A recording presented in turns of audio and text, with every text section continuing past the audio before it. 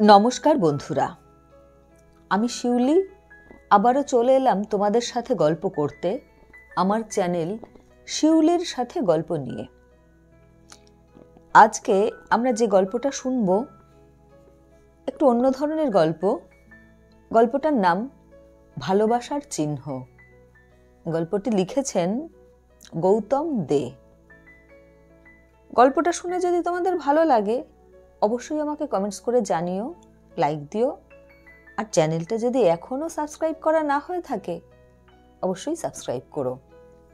আর হ্যাঁ, যদি তোমাদের কোনো বিশেষ গল্প শোনার ইচ্ছা থাকে আমাকে কমেন্টস করে জানিও, আমি অবশ্যই চেষ্টা করব। শুরু করছি গৌতম দের লেখা ছোট গল্প ভালোবাসার চিহ্ন। 65 বছর বয়সে এসে দেবর্ষী ভাবতে থাকে জীবনে যাদের যাদের সে ভালোবেসে এসেছে তারা সত্যিই তার ভালোবাসার যোগ্য কিনা। প্রথম জীবনে তার মা তাদের 4 ভাই বোনকে সমান নজরে দেখতে চাইতো। মাছের মাথাটা আজকে তাকে দিলে কাল কিছুতেই তাকে দেবে না। বলতেন, আজ তুমি নাও, আজ তোমার ছোট বোন খাবে, অথবা আজ বড়দি খাবে বা মেজদি খাবে। দেবর্ষী তাতে বিমর্ষ হতো। মায়ের এই সাম্যবাদী মনোভাব তার মোটেও ভালো লাগতো না। ভালোবাসা যে পক্ষপাতিত্ব, একাধিপত্য, একমুখিতা দাবি করে তা সে এই ছোট্ট বেলাতেই বুঝতে পেরেছিল। দেবর্ষীর বাবার সরাসরি পক্ষপাতিত্ব ছিল তার ছোট বোনের ওপর। তাছাড়া তার বড়দি এবং মেজদির ওপরও এই পক্ষপাতিত্ব ঝরে পড়তে সে দেখেছে, অনুভব করেছে, তাকে পীড়িত করেছে। মায়ের পক্ষপাতিত্ব নাকি ভালোবাসা সে অনুভব করতে পেরেছে মায়ের শেষ জীবনে এসে। 3 মেয়ের বিয়ে দিয়ে দিয়েছে, তারা তখন আলাদা আলাদা সংসারের মানুষ। সেই অবস্থায় দেবর্ষীর সহায় সম্বলহীন মা ছেলের ওপর প্রায় 100% নির্ভরতাকে নিবেশ করেছিল। তা থেকেই এসেছিল স্বভাবত পক্ষপাতিত্ব। এই অবস্থাকেই দেবর্ষী ভালোবাসা বলে ভুল ভেবে থাকতে পারে। বস্তুত এটাকে ভালোবাসা না ভাবলে বিপন্নতা যে আরো বেড়ে যায়, বিষাদ বেঁধে ওঠে মনে, তা দেবর্ষী বোঝে। আর আছে তার স্ত্রী। দেবর্ষী যাকে ভালোবেসেছিল একদিন, কিন্তু সে মনীষার কাছ থেকে ভালোবাসার কোনো তল পায়নি। সারা জীবন যা তাকে উপসী করে রেখেছিল। এখন তো একই ছাদের নিচে থেকেও ভালোবাসা না পাওয়াটাই অভ্যাসে দাঁড়িয়ে গেছে। এক ব্যবহারিক কেজো সম্পর্ককে শুধু টেনে নিয়ে যাওয়া, সারা জীবন দ্বন্দ্ব, প্রতিযোগিতা, বিশ্বাসহীনতা, অথচ শারীরিক সম্পর্ক ছাড়া সহাবস্থান। কি সহজ সরল অথবা জটিল কুটিল এক সত্য।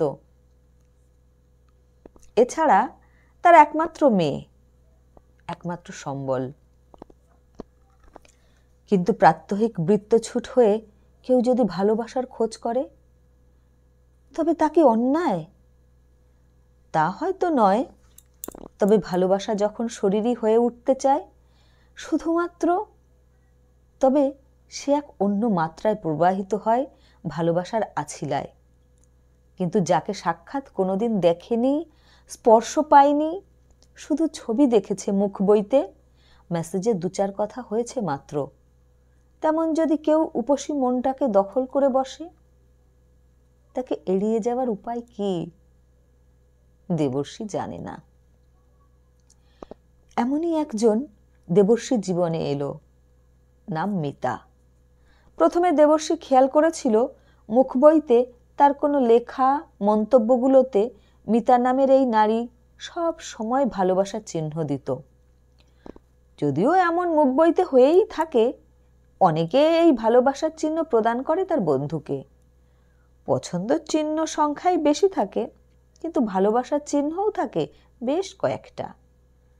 কিন্তু মিতা প্রতিটা ক্ষেত্রে, প্রতিটা সময় ওই একটা চিহ্ন দিয়েই তার প্রেমাস্পদকে বরণ করতে চাইত। মুখ বইয়ের আনাচে কানাচে কত যে এমন ভালোবাসার বিন্দুবৎ চিহ্ন জমে জমে বহতা নদী হয়ে উঠেছে, তার খবর কে রাখছে। কিন্তু দুটি প্রাণ, যাদের মনের তীরভূমিকে ভিজিয়ে দিচ্ছে ভালোবাসার ঢেউ, আসছে আসছে, একের পর এক আসছে, ভিজিয়ে দিচ্ছে, স্নাত হচ্ছে মন। তাদের কাছে এই অনুভব তো মুক্ত খুঁজে পাওয়ার মতো। কিন্তু হায় রে ভাগ্য, জানা গেল মিতা এক দুরারোগ্য রোগের শিকার। ডিম্বাশয় বা ওভারিতে ক্যান্সার চলছে। মাঝে মাঝে পেটে জমে যাওয়া জল হাসপাতালে ভর্তি হয়ে বার করে দিতে হচ্ছে। এসব শোনার পর, জানার পর মিতার উপর টানটা যেন বেড়ে গেল দেবর্ষীর। মিতার বছর 25-এর এক মেয়ে আছে, স্বামী অসুস্থ, তাদের একটা স্টেশনারি কাম গ্রসারি শপ আছে, মা মেয়ে চালায় ছোট দোকান, আয় খুব সামান্য। তার ওপর সংসারে অসুস্থ মানুষ দুজন, সরকারি হাসপাতাল ছাড়া গতি নেই, সেখানে সহজে ডেট পাওয়া যায় না, এতে রোগও বেড়ে যায়, আরোগ্যের ছিটে ফোটা আশাও মিলিয়ে যায়। এভাবেই চলছে সরকারি স্বাস্থ্য পরিষেবা। দেবর্ষী সব খবরই পায় মুখ বই থেকে। না, সরাসরি কথা হয়নি কখনো, এইসব লিখিত কথোপকথনই তাদের প্রেমালাপ। এই বিপন্ন সময়ে এর বাইরে কোনো কথা থাকতে পারে না। মিতা কতদূর লেখাপড়া জানে তা দেবর্ষী জানে না, কিন্তু জীবনানন্দ থেকে শুরু করে 50-60-এর কবিদের কবিতার লাইন সে উদ্ধৃতি দেয় মুখ বইয়ে, তার মনের নানা অনুভূতিকে ধরে রাখতে। সাহিত্যের জ্ঞান না থাকলে যা করা যায় না, এর থেকে কিছুটা আন্দাজ করা যায় মিতার রুচির এবং শিক্ষার। দেবর্ষী একবার আবদার করেছিল দেখা করার, মিতা রাজি হয়নি, বলেছে এই ভালো, দেখা হলে যদি স্বপ্ন ভেঙে যায়। বড় ভয় তার, স্বপ্ন ভেঙে যাওয়ার ভয়। মুখ বইয়ের প্রাপ্তিতেই বিভোর থাকতে চায় সে। সেখানে সবসময় যে তার অসুখের কথা বলে তা নয়, বরং একেবারেই বলে না। কি স্থৈর্যই নারীর! শরীরে এত বড় রোগ বহন করেও এত ধৈর্যশীলা। দেবর্ষী খুঁচিয়ে খুঁচিয়ে জিজ্ঞাসা করে জানতে চায়। মিতা 2-4 কথায় তা বলে, বেশি কিছু বলে না।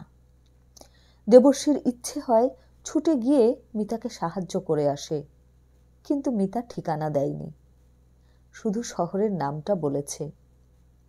কিন্তু যত ছোট শহরই হোক, শুধু শহরের নাম জানলেই কাউকে খুঁজে পাওয়া দুষ্কর। এই শহরে দেবর্ষী মাঝে মাঝেই আসে, 3-4 মাস অন্তর অন্তর। তার মেয়ে থাকে এই শহরে, জামাই এই শহরেরই এক আইটি কোম্পানিতে চাকরি করে।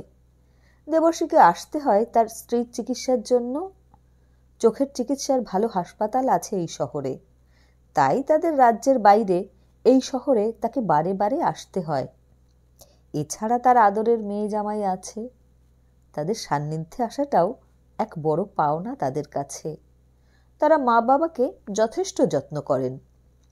মেয়ের ফ্ল্যাটের 3 তলার বারান্দার ডান দিকে তাকালেই দেখা যায় এক শ্মশান, পরিচ্ছন্ন পরিপাটি করে সাজানো এক শ্মশান। সেই শ্মশানের পাশে একটি পাকা ঘরে থাকে নীলু ডোম। রোগা, শ্মশানের পোড়া কাঠের মতো শরীরের তার বউ থাকে তার সঙ্গে। নীলু শুধু ডোমই নয়, মিস্ত্রিও বটে। এই শ্মশানের রাজমিস্ত্রির বহু কাজই সে করে। দেবর্ষী 3 তলার ফ্ল্যাটের বারান্দায় বসে বসে এসব দেখে, আর দেখে এক বয়স্ক তাল গাছকে। তলার দিকের পাকা পাতার দাড়ি নিয়ে প্রপিতামহের মতো দাঁড়িয়ে আছে সেই তাল গাছ। কত মানুষের শেষ পরিণতিকে দেখেছে সে, যত দেখেছে তত যেন প্রাজ্ঞ হয়েছে। তার নিচে গোল করে সিমেন্টের বেদি করা আছে, সেখানে শ্মশান যাত্রীরা এসে বসে। স্বজন বান্ধবের জন্য কান্নাকাটি করে। পাশে বাঁধানো পুকুর ঘাটে নেমে কেউ কেউ স্নান করে মৃতদেহ দাহ করার পর। নীলুডোম সর্বক্ষণ থাকে শ্মশান যাত্রীদের সঙ্গে সঙ্গে। তার বউও এসে এটা ওটা সাহায্য করে। দেবশ্রী ৩ তলা থেকে নেমে পাশের রাস্তা দিয়ে এই শ্মশানে চলে আসে প্রায়শই। ঢাক ঢোল খঞ্জনি বাজিয়ে এখানে শবদেহ আসে, যে বয়সেরই শবদেহ হোক না কেন। এটাই এই শহরের রীতি। পূজা পার্বণ, জন্ম, মৃত্যু, বিবাহ সবেতেই এখানে বাদ্যি বাজে। দূর থেকে বাদ্যি শোনা গেলেই দেবশ্রী বোঝে এই শ্মশানে শবদেহ আসছে। আবার কখনো সে দেখেছে বাজনার আওয়াজটা অন্যদিকে ঘুরে গেছে, আওয়াজটা শ্মশানমুখো হয়নি। হয়তো অন্য কোনো পালা পার্বণের বাদ্যি সেটা। দেবশ্রী এখানে এসে ওই গোল বেদিটায় বসে। শীতের মিঠে রোদ বেলা বাড়লে আর মিঠে থাকে না, চড়চড় করে ওঠে, শরীর দংশায়। আর তালগাছের ছায়া বট অশ্বত্থের মতো অত প্রসারিত হয় না। গুড়িটার ছায়া নিয়ে কিছুটা দূরে তার ঝাঁকড়া মাথায় ছায়াটা পড়ে। বাতাসে সনসন করে ওঠে তালপাতার দঙ্গল, যেন তালপাতার পাখা টেনে বাতাস করছে কেউ। শুনশান শ্মশান ঘাটে বাতাস দিলে ওই তালপাতারা সনসন করে কেঁপে ওঠে। হয়তো তখন পুকুর ঘাটে একটা মাছরাঙা 2টো সাদা বক পুকুরের উপর ওড়াউড়ি করে মাছের আশায়। কুকুরের দল ঘুরে বেড়ায় শ্মশানের পাঁচিলের পাশ ঘেঁষে। পাশেই কয়েকটা বড় বড় ফ্ল্যাট বাড়ি, 5 তলা উঁচু। তার ওপরের খালি ফ্ল্যাটে পায়রার দল বাসা করেছে। তারা শ্মশানের জমিতে উড়ে আসে খাবারের আশায়, উড়ো খই আর ফেলে দেওয়া চাল কলা মাখা পিণ্ডের আশায়। পিণ্ডে কুকুরেরাও ভাগ বসায়। কিন্তু এই শ্মশানে মরা আসে কই? মন্দিরের মতো এক সৌধের নিচে চুল্লির আয়োজন বৃথাই পড়ে থাকে। শ্মশানের ডোম নীলু আর তার বউ নিজেদের ঘর গেরস্থালি নিয়ে মেতে থাকে। নীলুর বউ ইদানিং ঘরেই থাকে বেশি, বাইরে বেরোয় না। ওকে দিয়ে শান বাঁধানো পুকুর ঘাটে আজকাল আর জামা কাপড় কাচাকাচি করতে দেয় না নীলু। দেখলেই বুঝতে পারে দেবশ্রী যে সে পোয়াতি, পেটে বাচ্চা রয়েছে তার। সে নীলুকে বলে রেখেছে এবার মরা এলে নরম দেখে একটা তোষক যেন সে রেখে দেয় তার বাচ্চার জন্য। নীলু মাথা নেড়ে সাই দিয়েছে। নীলু দেবশ্রীকে ওড়িয়া বাংলা মিশিয়ে শুধায়, কোথায় থাকা হয় বাপ? বাঙালি মনে হইচু? দেবশ্রী ঘাড় নাড়ে। কিছু দূরে বিশাল অট্টালিকার 3 তলার ফ্ল্যাটটি দেখায় আঙুল তুলে। হ, নীলু হাসে, বলে কামকাজ না আছু। তাই তো দেখছি। দেবশ্রী তাদের কথোপকথন নিজের কানে শুনে নিজেকেই প্রশ্ন করে, তারা দুজনেই কি চাইছে শ্মশানে মরা আসুক রোজ, অন্তত একটা করে? হ্যাঁ, তাই তারা কামনা করছে। তাতে পশু পাখি মানুষ সবারই কিছু কিছু খোরাক হয়। কিন্তু মাথার উপর তালগাছ যেন মাথা ঝাঁকিয়ে বলে, না না না। তবে বৃদ্ধ তালগাছ কি ক্লান্ত মানুষ পোড়ানো দেখতে দেখতে? মাস পোড়ানো গন্ধে তার কি অরুচি ধরে গেছে? দেবশ্রীর এমনটাই মনে হয়। দেবশ্রী আর ধৈর্য রাখতে পারে না, মুখ বইতে লিখে দেয়, মিতা, আমি তোমার শহরে আছি, কবে দেখা হবে? সেই একই উত্তর। দুরারোগ্য শরীর থেকে একটি উত্তরই মুখ বইতে আছড়ে পড়ে, দেখা হবে না এ জন্মে, কিন্তু আমার যে পরজন্মে বিশ্বাস নেই মিতা। আর উত্তর নেই, সব চুপচাপ, নিঃশব্দ, নিথর। ইতিমধ্যে দেবশ্রীর স্ত্রীর চোখের ডাক্তার দেখানো হয়ে গেছে, তাদের ফিরতে হবে কলকাতায়। এরই মধ্যে তার মুখ বইতে একটা দুঃসংবাদ এলো, আমি চললাম, দেখা হবে পাটিয়া শ্মশানে। সংবাদটি দেখে দেবশ্রী প্রথমে আনন্দিত হলো, যাক মিতার সঙ্গে তার দেখা হবে এতদিনে। কিন্তু সংবাদটির মর্মার্থ বুঝে বিষণ্ণ হলো তার মন। এ দুঃখ ভাগ করে নেওয়ার মতো পাত্র তার নেই। নিজে নিজেই বহন করতে হয় এমন বিষাদ। তাই কান্নায় উথলে ওঠে মন। জানে এসব জাগতিক দুঃখ, দুঃখ, আনন্দ, ভালোবাসা, অভিমান, রাগ, বিরাগ সবই অনিত্য। নিত্য কেবল মৃত্যু, সত্য কেবল মৃত্যু। অথচ এই সত্যকে মেনে নিতেই যত বাধা, মায়ার বাঁধন।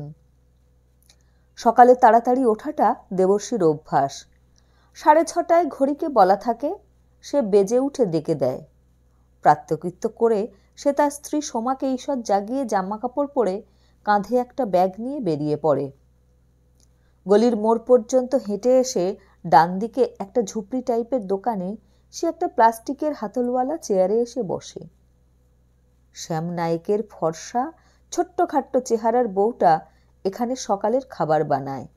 বড়া, ইডলি, ডাল বড়া, চপ আর সঙ্গে থাকে ঘুগনি টাইপের জোলো তরকারি। লুচিও হয়, কিন্তু সঙ্গে ওই একই সবজি, টেলটেলে ঝোলের ঘুগনি। এখানে সবাই তাই খায়। বড়া আর ইডলি খুব চলে। বড়ার মাঝে আঙুল ঢুকে যায় এমন ফুটো। বিউলির ডাল, সুজি আর কি দিয়ে যেন বড়াটা করে ওরা। খেতে ভালোই। দেবর্ষী দোকানে সেই দুটো গরম গরম বড়া খায়, পরে আরও একটা নেয়। ঘুগনি ছাড়াই শুকনো বড়া খেতে তার ভালো লাগে। তারপর দুধ চা খায় এখান থেকে। অনেকে বাড়ির জন্যও নিয়ে যায়। দেবর্ষীও নেয় কখনো কখনো। 3টে বড়া আর চা খেয়েই সে আজ উঠে পড়ে। বাঁদিকের রাস্তায় সে বাড়ির পথে না ঢুকে সোজা হেঁটে এসে পাটিয়া শ্মশানের বাঁদিকের গলিতে ঢুকে পড়ে। এই শ্মশানটা তার মেয়ের ফ্ল্যাটের বারান্দা থেকে খুব কাছে মনে হলেও একটু ঘুরে আসতে হয়। পাঁচিল টপকে এলে পাশের জমি, কিন্তু ঘুরপথে একটু দূরত্ব আছে। গলিতে ঢুকেই সে বাজনার আওয়াজ পেল। দেখল বাদ্যি বাজিয়ে একটা দল শবদেহের খাটিয়ানি কাঁধে নিয়ে চলেছে শ্মশানের দিকে। দেবর্ষী তার চলার গতি একটু বাড়িয়ে দিল। বাজনার চোটে কোনো দেব্যধ্বনি শোনা যাচ্ছে না, তবে ওরা কিছু একটা বলছে। সেটা বলো হরি, হরি বল ও হতে পারে। শ্মশানের গেটটা কাছে আসতেই বাজনার তোড়টা বেড়ে গেল, দ্রুত লয়ে পেল। তারপর বাজনা থামিয়ে বাজনদারেরা ছড়িয়ে ছিটিয়ে শ্মশানের এদিক ওদিক বসে পড়ল। সব যাত্রীরা শবদেহ চুল্লির বেদির আগেই নামিয়ে রাখল। নীলুডোম সব যাত্রীদের কারো কারো সহায়তায় চুল্লিতে কাঠ সাজাতে শুরু করে দিয়েছে। দেহের ওপর থেকে ফুল মালা সরিয়ে পুকুর ধারের একপাশে ফেলে দেওয়া হলো। দেবর্ষী দেখল মৃতদেহটি একটি সধবার। চন্দন চর্চিত মুখে সিঁদুরের ছড়াছড়ি, কপালে সিঁথিতে। একটি মেয়ে বুকের ওপর আছড়ে পড়ে কাঁদছে। কাঁদছে অনেকেই, কেউ কেউ তাদের সান্ত্বনা দিচ্ছে। দেবর্ষী অসহায়। বুকের ভেতর হাতুড়ি পিটছে কেউ। এই শীতে শরীরেও ঘাম হচ্ছে তার। এ কি মিতা? মিতার মুখ বইয়ের ছবির সঙ্গে রোগক্লিষ্ট একজন মহিলার মুখকে সে মেলাতে পারছে না। আত্মীয় স্বজন কাউকেই সে চেনে না যা থেকে আন্দাজ করা যেত। এখন তার করণীয় কি? দেবর্ষী ভেবে পায় না। এই শ্মশানে কোনো ইলেকট্রিক চুল্লি নেই। একটি মাত্র কাঠের চুল্লি আছে, তা শান বাঁধানো বেদির ওপর। তাতে ওঠার 4টে সিঁড়ির ধাপ আছে। নীলুর সহযোগিতায় কাঠ সাজানো হয়ে গিয়েছিল চুল্লিতে। যেটুকু পারলৌকিক নিয়মবিধি তাও সম্পন্ন হয়েছিল একে একে। যে মেয়েটি মরদেহের বুকের উপর আছড়ে পড়ে কাঁদছিল, সেই নিয়ম কাজগুলো করছিল। সাধারণত ছেলে না থাকলে মেয়েরাই এসব কাজগুলো করে। দেবর্ষী শুনেছে মিতারও একমাত্র মেয়ে। সেই মায়ের সঙ্গে ডাক্তার, হাসপাতাল সব করত। তাহলে এ কি মিতার মেয়ে? দেবর্ষী ভাবতে থাকে। মৃতদেহ চুল্লির ওপর তোলা হলো। কাঠের বিছানা। এতে শুয়েই এই পার্থিব জগৎ ছেড়ে মিতা অথবা ওই দেহ পৌঁছে যাবে পঞ্চভূতে। চিতাভস্ম স্তূপে আর খুঁজে পাওয়া যাবে না তার মুখ বইয়ের প্রেমিকাকে। এবার চুল্লিতে আগুন দেওয়া হবে। ওই মেয়েটি উঠে এলো বেদির উপর, এক গোছা পাটকাঠির মাথায় আগুন জ্বেলে মেয়েটির হাতে ধরিয়ে দিল শ্মশান পুরোহিত।